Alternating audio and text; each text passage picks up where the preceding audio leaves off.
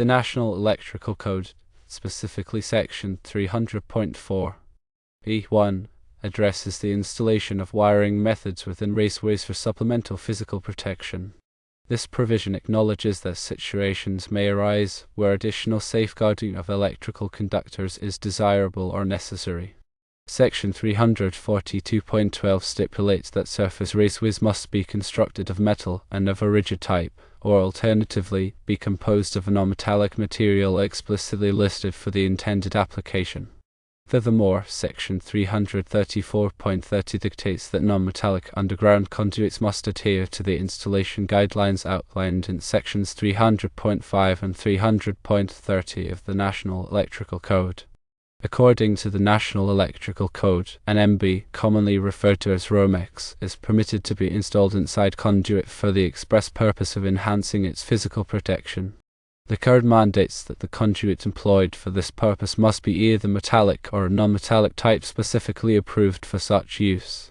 However, it is crucial to note that the National Electrical Code does not explicitly mandate the use of a smooth fitting at the point where the NMB cable enters the conduit. While not a strict requirement, the inclusion of a smooth-edged conduit fitting at the point where an NMB cable enters the conduit is strongly recommended as a best practice. This precautionary measure serves to significantly mitigate the risk of damage to the cable, effectively preventing potential issues such as chafing or cuts to the cable's insulation. Here's a breakdown of considerations when using NMB cable in conduit. Firstly, code compliance. The National Electrical Code permits the use of an NMB cable inside conduit for physical protection. This is particularly useful in areas where the cable might be exposed to damage, such as unfinished basement or other vulnerable locations. Secondly, conduit type. The conduit used can be either metallic, such as rigid metal conduit, or electrical metallic tubing, or non-metallic, such as electrical non-metallic tubing or rigid polyvinyl chloride conduit. The choice depends on the specific environment and the level of protection needed. Thirdly, fitting requirements. While the National Electrical Code does not explicitly require a smooth fitting where the NMB cable enters the conduit, it is a highly recommended practice. Sharp edges can damage the cable insulation over time, leading to potential electrical hazards. Fourthly, protection against physical damage. The primary reason for using conduit is to protect the NMB cable from physical damage. This is especially important in areas where the cable could be struck, crushed, or otherwise damaged. Fifthly, securing and supporting. Ensure that the conduit is properly secured and supported according to the National Electrical Code guidelines. This prevents stress on the cable and the conduit system. Sixthly, dirting considerations. If multiple conductors are installed in a conduit, dirting factors may apply as per National Electrical Code Table 310.15. B3. A. This ensures that the conductors do not overheat. Seventhly, proper installation techniques. Use proper techniques when pulling the NMB cable through the conduit to avoid damaging the cable or its insulation. Lubricants designed for cable pulling can be helpful. Eighthly, grounding. Ensure that the conduit is properly grounded if it is a metallic type. This provides a safe path for fault currents. Ninthly, local amendments. Be aware of any local amendments to the National Electrical Code that may apply in your jurisdiction.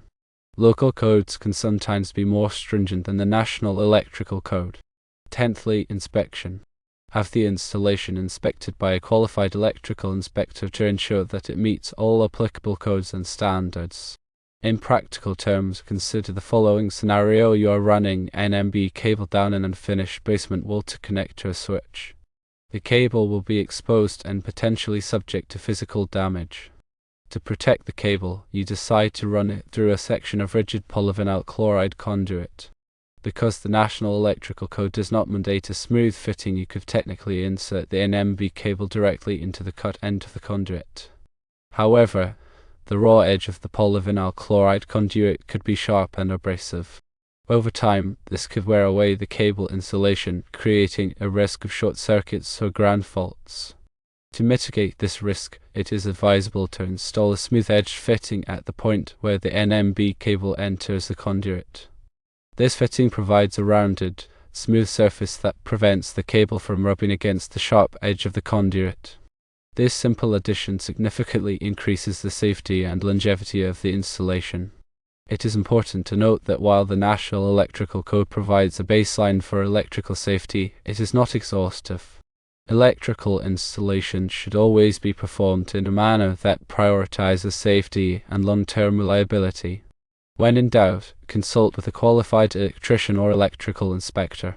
When working with electrical systems, there are several key concepts to keep in mind. These concepts encompass safety, code compliance, and best practices. Firstly, safety. Electrical safety is paramount. Always to energize circuits before working on them. Use appropriate personal protective equipment, such as insulated gloves and safety glasses. Test circuits with a reliable voltage tester to ensure they are de-energized. Secondly, National Electrical Code compliance. A National Electrical Code is a set of standards that govern electrical installations. Adhering to the National Electrical Code ensures that installations are safe and compliant. Always consult the latest edition of the National Electrical Code for the most current requirements. Thirdly, proper wiring methods. Use appropriate wiring methods for the application. An MB cable is suitable for dry, indoor locations. When exposed to physical damage, it should be protected by conduit. Fourthly, grounding and bonding. Proper grounding and bonding are critical for electrical safety. Grounding provides a path for fault currents, while bonding ensures that all metallic parts are at the same potential. Fifthly, overcurrent protection. Overcurrent protection devices, such as circuit breakers and fuses, protect circuits from overloads and short circuits. Use the correct size overcurrent protection device for the circuit. Sixthly, box fill calculations. Ensure that electrical boxes are not overfilled with wires. Overfilled boxes can lead to overheating and potential fire hazards. Seventhly, conductor ampacity. Use conductors with the correct ampacity for the circuit. Conductor ampacity is determined by the size and type of the conductor. Eighthly, voltage drop. Calculate voltage drop to ensure that the voltage at the end of the circuit is within acceptable limits. Excessive voltage drop can cause equipment to malfunction. Ninthly, labeling. Label circuits and equipment clearly. This helps with troubleshooting and maintenance. Tenthly, inspection. Have electrical installations inspected by a qualified electrical inspector. Inspections ensure that the installation meets all applicable codes and standards. Let's delve into a more detailed discussion about conduits. Firstly, types of conduits. There are several types of conduits available, each with its own set of characteristics and applications. Rigid metal conduit, or RMZ, is a heavy-gauge steel conduit that provides excellent physical protection. It is suitable for both indoor and outdoor applications. Electrical metallic tubing, or IMT, is a lightweight steel conduit that is easy to bend and install. It is commonly used in indoor applications. Electrical non-metallic tubing, or ENT, is a flexible plastic conduit that is easy to install in tight spaces. It is suitable for indoor applications. Rigid polyvinyl chloride conduit, or polyvinyl chloride, is a plastic conduit that is resistant to corrosion. It is suitable for both indoor and outdoor applications. Flexible metal conduit, or FMC, is a flexible metal conduit that is used for short runs and connections to equipment. Secondly, conduit fill. The National Electrical Code specifies the maximum number of conductors that can be installed in a conduit of a given size. This is known as the conduit fill. Exceeding the conduit fill can lead to overheating and damage to the conductors. Thirdly, conduit bending. When installing conduit, it is often necessary to bend the conduit to navigate around obstacles. Proper bending techniques are essential to avoid damaging the conduit or reducing its inside diameter. Fourthly, conduit supports. Conduit must be properly supported to prevent it from sagging or becoming damaged. The National Electrical Code specifies the maximum spacing between conduit supports. Fifthly, conduit fittings. A variety of fittings are available for connecting conduit to boxes and equipment. These fittings must be approved for the type of conduit being used. Sixthly, conduit grounding. Metallic conduit must be properly grounded to provide a safe path for fault currents. Grounding is typically accomplished by connecting the conduit to a grounding electrode conductor. Seventhly, conduit cutting. When cutting conduit, it is important to use a tool that will produce a clean, smooth cut. This helps to prevent damage to the conductors when they are pulled through the conduit. Eighthly, conduit reaming. After cutting conduit, it is important to ream the cut end to remove any burrs or sharp edges. These burrs can damage the conductors when they are pulled through the conduit. Ninthly, conduit threading. Some types of conduit, such as rigid metal conduit, are threaded. When threading conduit, it is important to use the correct size and type of threading die. Tenthly, conduit sealing. In some applications, it may be necessary to seal conduit to prevent the entry of moisture or gases. A variety of sealing compounds and fittings are available for this purpose. Now, let's consider the specific requirements for NMB cable in an unfinished basement. Firstly, protection from physical damage. NMB cable is not designed to be exposed to physical damage. In an unfinished basement, the cable is likely to be vulnerable to damage from tools, equipment, and other objects. Secondly, conduit as a solution. Installing NMB cable and conduit provides a physical barrier that protects the cable from damage. This is especially important in areas where the cable is likely to be exposed to impact or abrasion. Thirdly, type of conduit. The type of conduit used will depend on the specific application and the level of protection needed. Rigid metal conduit provides the highest level of protection, while electrical metallic tubing and rigid polyvinyl chloride conduit provide adequate protection in many situations. Fourthly, installation practices. When installing an NMB cable and conduit, it is important to follow good installation practices. This includes using smooth fittings, securing the conduit properly, and avoiding sharp bends in the conduit. Fifthly, National Electrical Code compliance. The National Electrical Code provides specific requirements for the installation of NMB cable and conduit. These requirements must be followed to ensure a safe and compliant installation. Sixthly, local codes. Local codes may have additional requirements for the installation of NMB cable and conduit. It is important to check with the local building department to determine if any local codes apply. Seventhly, inspection. A qualified electrical inspector should inspect the installation to ensure that it meets all applicable codes and standards. Eighthly, documentation. Keep records of the installation, including the type of conduit used, the size of the conductors, and the location of the installation. This information can be helpful for future maintenance and repairs. Ninthly, future considerations. When planning an electrical installation in an unfinished basement, it is important to consider future needs. It may be necessary to add additional circuits or outlets in the future. Tenthly, professional assistance. If you are not comfortable performing electrical work, it is best to hire a qualified electrician. Electrical work can be dangerous and should only be performed by qualified individuals. Now let's shift the focus to the specifics of smooth fittings and their importance. Firstly, what is a smooth fitting? A smooth fitting is a type of conduit fitting that has a rounded, smooth interior surface. This surface prevents the cable from rubbing against sharp edges or burrs inside the fitting. Secondly, why use a smooth fitting? Smooth fittings are used to protect cables from damage. Sharp edges or burrs inside a fitting can damage the cable insulation, leading to short circuits or ground faults. Thirdly, types of smooth fittings. Smooth fittings are available in a variety of materials, including metal and plastic. The type of fitting used will depend on the type of conduit being used. Fourthly, National Electrical Code requirements. The National Electrical Code does not explicitly require the use of smooth fittings. However, it is generally considered a best practice to use smooth fittings to protect cables from damage.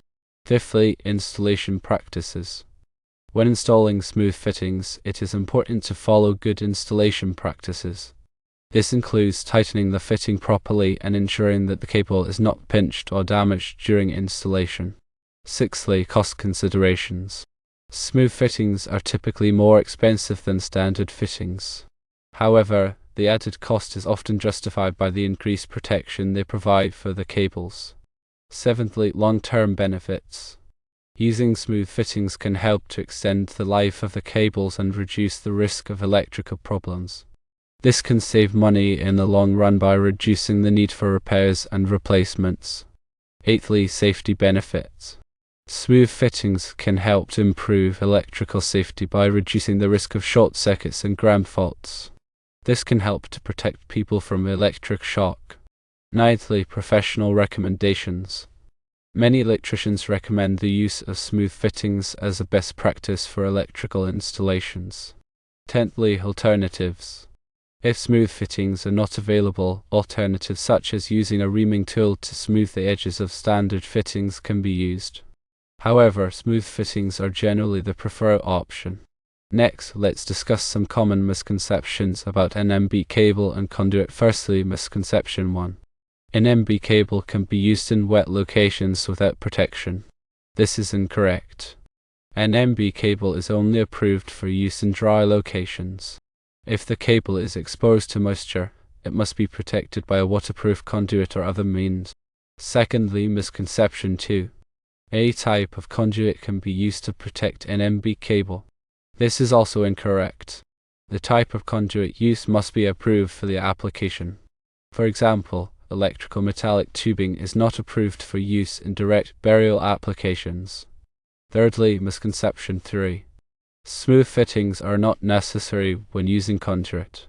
While the National Electrical Code does not explicitly require smooth fittings, they are highly recommended to protect the cable from damage. Fourthly, misconception 4. Conduit completely eliminates the risk of electrical problems. Conduit provides physical protection for the cable, but it does not eliminate the risk of electrical problems. It is still important to follow good installation practices and to inspect the installation regularly. Fifthly, misconception 5. Conduit is always required for an NMB cable.